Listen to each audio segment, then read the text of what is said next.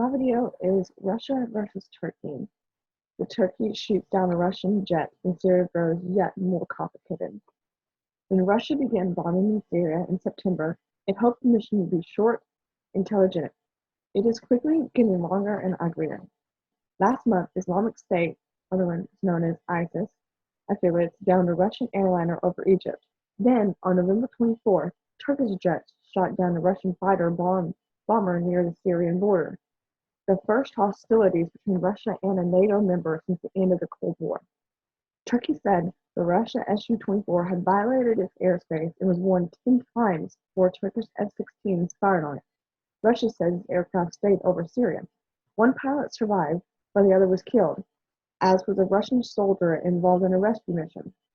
A livid Vladimir Putin called the downing a stab in the back by accomplices of terrorists, accusing the Turkish government of protecting ISIS and allowing its oil trade to flourish across the Turkish border. For Turkey, the clash follows months of frustration over Russia's intervention. Both countries are fighting ISIS, but the priorities are often opposed. Turkey wants to overthrow Syria's president, Bashar al-Assad, and to prevent Syrian Kurdish militias from gaining territory. Russia wants to protect Mr. Assad, its longtime client, and it is friendly with the Kurds. Turkey's strategy collapsed with Russia's involvement, says Özkan, I'm not pronounce that, of the Economic Policy Research Foundation, a think tank.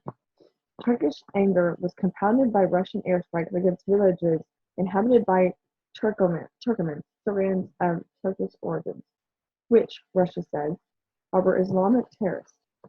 Turkey's foreign ministry summoned Russia's ambassador last week and raised the issue with the UN Security Council.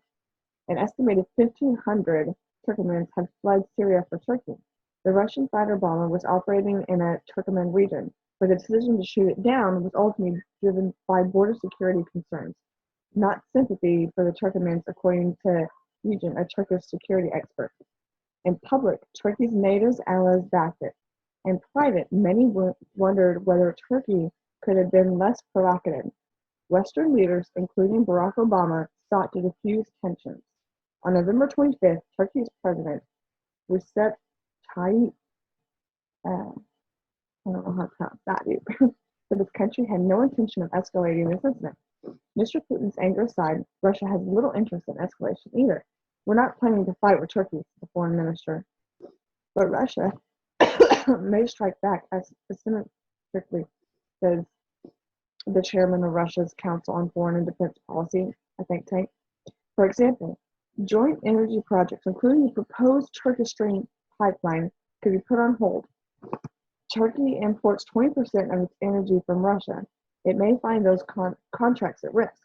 The number of Russian tourists who visit Turkey, currently 3.5 million a year, is likely to decline. They advised them not to visit because of an alleged risk of terrorism, and Russia's state tourism agency has banned tour operators from offering package trips. Most troubling are the implications in Syria.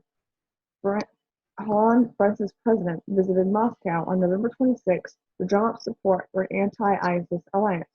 But NATO's solidarity with Turkey has rankled Russia, which could intensify bombing of Syria rebels with ties to Turkey or give more support to Kurdish forces. Russia has announced it will arm its air base outside Latakia with its most sophisticated air defense missile, the S-400. And Mr. Erdogan, I can't pronounce that name either, such a weird name. Mr. Putin has encountered a fellow illiberal strongman given to macho posturing. Both are known for letting national pride drive their decisions. Neither will back down easily.